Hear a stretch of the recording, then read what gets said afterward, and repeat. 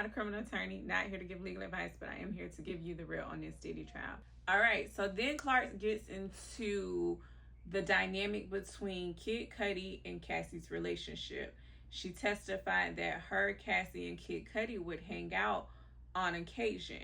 She recalled a time where Cassie texted her about picking up Kid Cudi, and she ended up telling Cassie to delete the text message because Diddy paid for both of their phone bills. She said that she was very concerned about Diddy finding out about Cassie and Kid Cudi's relationship, so she ended up taking Cassie to Best Buy to buy a burner phone. On a day in December 2011, Clark recalled a time where Diddy showed up to her home banging on her door. When she opened the door, she said Diddy had a gun and that he was furious. She said Diddy then entered her home and asked her, "Why didn't you tell me?" and began to ask her about Kid Cudi. She then testified that Diddy told her to get dressed while still holding a gun. "We're going to go kill him." When she tried to protest, Diddy responded to her, "I don't give a F what you want to do, go get dressed." She said she was afraid and that this was the first time Diddy had ever been to her home in Los Angeles. She said he was livid, he was furious, he was mad at her. She had never seen him holding a gun and she had never thought he would make her go do something like this.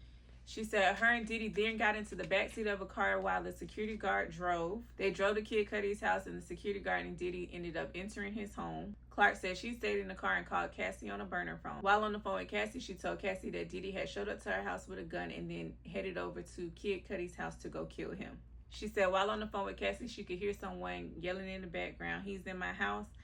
This goes to what Kid Cudi testified last week when he stated that while on the phone, he was saying, what am I?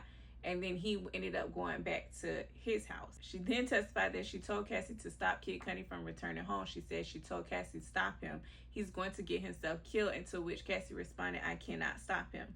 She understood that Kid Cudi was on his way back to the house. She said when Diddy got back in the car, he asked her who she had been speaking to. He ended up taking her burner phone and calling the last number in that she had dialed in her phone, which was Cassie's burner. And as he was doing so, he said it to her, "B, what the F is this number?" She said a short time later, Kid Cudi's vehicle pulled up next to Diddy's vehicle and then took off, to which Diddy followed in pursuit. My name is Andrea Snipes-Booker, and that is the real on this Diddy trial.